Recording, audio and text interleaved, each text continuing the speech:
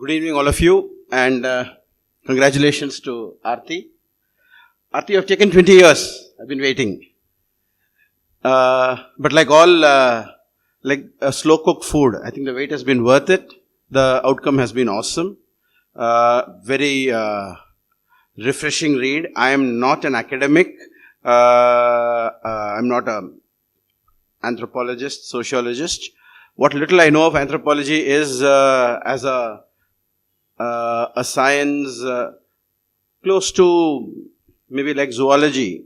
A foreigner comes and observes people who are to be colonized, describes them, categorizes them, slots them so that they are amenable to control.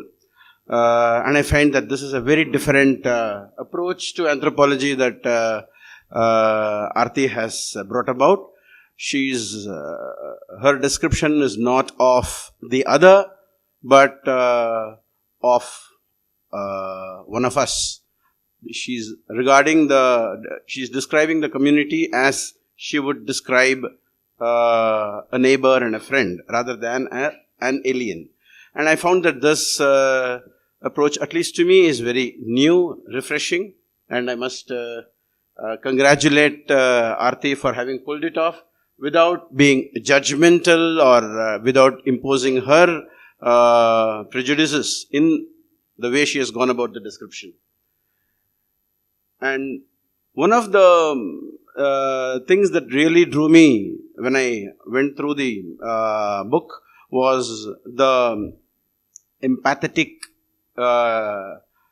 account, which pulled together all the different strands that constitute one's identity, which is really a seamless, integral whole. Maybe it starts from myth of origin, which every one of us have, no matter which community we are in. It sort of gives us, it tells us about our place in the whole cosmos. And starting from that, it flows on to our legends, religious beliefs, culture, rituals, sense of kinship, and last but not the least, as the cliche goes, the sense of pride in the profession that one is engaged in, and how these different strands are interconnected and reinforce each other, and also play out their different dynamics in the changing political discourse, whether it's pre-independence or after, and so on. I found the book really unputdownable. As a professional, I practice engineering, and I started my professional work through interaction with artisan communities, particularly in weaving. And since then, I have continuously found that even in the space of modern engineering, a lot of the professional capabilities that individual engineers bring actually reveals relative strengths or weaknesses depending on the backgrounds they come from. And the fact that even if we may change our external attire or language, this essence of who we are and where we belong continues to be the dominant definition of our identity, is something that triggered a lot of thoughts in my mind when I went through the book. In particular, the impact of modernity, modern technical arts as compared with traditional artisanal way of doing things, is that they are so fragmenting. These different strands which constitute one are dismembered and sliced and diced. So if we look at a modern engineering enterprise or a technology enterprise, a company, it can be in the manufacturing sector, it can be in the IT sector. The very starting premise is that you can slice it into different verticals and make each vertical into responsibility of some team of maybe a few people. And these teams could be distributed across the world.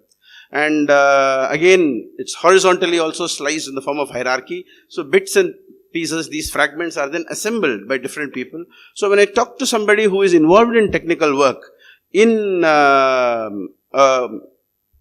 contemporary cooperation, they say, okay, I'm working on this, I'm doing something related to this, but I don't know where it will be used. I don't even know if it will ever be used.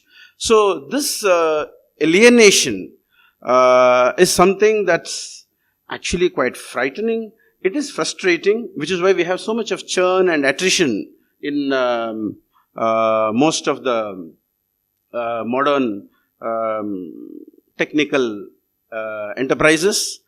And I'm not saying that this is something very new or recent. I think it started even well before India became free. We all have seen pictures of, say, people like C.V. Raman wearing a turban and a coat and then a kacham, dhoti and shoes. So the entire attire symbolizes the plural and often conflicting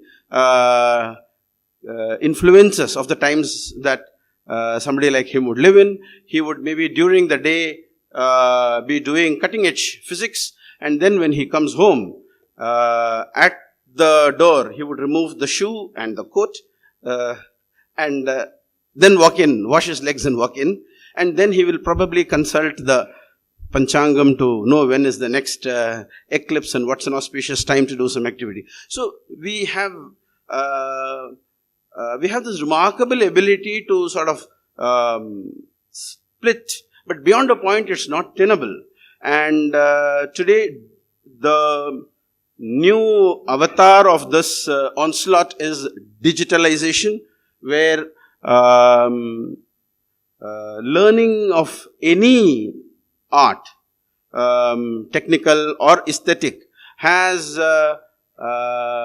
become just a matter of manipulating ones and zeros. You can cut, paste, undo, rejoin, recombine, and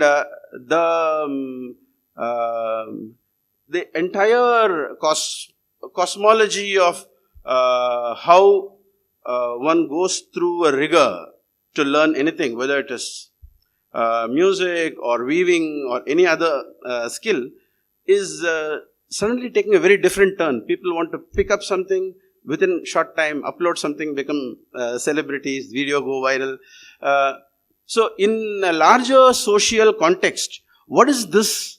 What is going to be the impact of this on us as a society is a larger question, which after reading this book, I think it's people like the Padmasalyar community who can provide us with the answers which all other people can learn from.